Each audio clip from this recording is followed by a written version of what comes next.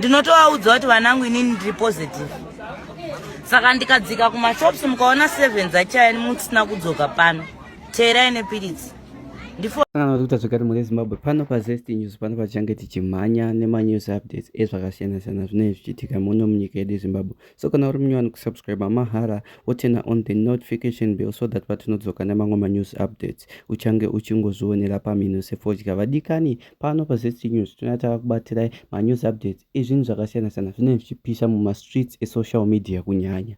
Muri Zimbabwe tichida kuti muone udobi-dobi hwese kuitika muno munyika yedu Zimbabwe pasina kana chatinokuvigirai seZesty News ndo basa redu. So muri Zimbabwe pano change chiwana news updates akawanda. Muri Zimbabwe kana uri munyowani kusubscribe mahara wotena on the notification bell so that patinodzoka nemamwe news updates uchange uchingozvionera pamhino sefodya. Vadikani ndaye ndakakubatirai nyaya yemukadzi aitotaura kuti inini ndiri prostitute. Vana vangu vanotoziva ndiri pamushonga, so sometimes tinotaudza kuti ndiigirei mapiritsi angu. Vanotoziva nguva, vanotouya nawo kubasa kubhawa, vanotonditera nemapiritsi kubhawa. So muri Zimbabwe I'm shocked kuti zvinhu zvakadai so zviri kutoitika muno muZimbabwe. You need to see this video, and guys please don't forget to subscribe, share kuti vatu vadikani veZimbabwe vamwe vaone chiitiko ichi. Muri Zimbabwe enjoy this video. Thank you for the support. Thank you for watching. Enjoy this video. Ndinotovaudza kuti vanangu inini ndiri positive. Saka ndikadzika kumashops mukaona 7 dzachaya musina kudzoka pano. Teerai nepiritsi.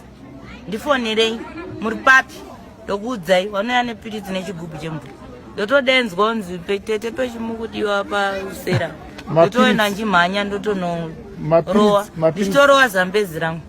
Mapiritsi eHIV. Mapiritsi eHIV akweyo. Uri dzimwe nguva unoigirwa kubhawa. Ari patishu. Mugaba rawo ari mutishu. Woskopiwa. Ndotovhura ndotorowa kacha ndotovhara ndotidzokera kumba kwedu padhuze apa. Zvinozowirirana nedoro rekushanda kwemishonga. Izvi zvakutowirirana mazuva.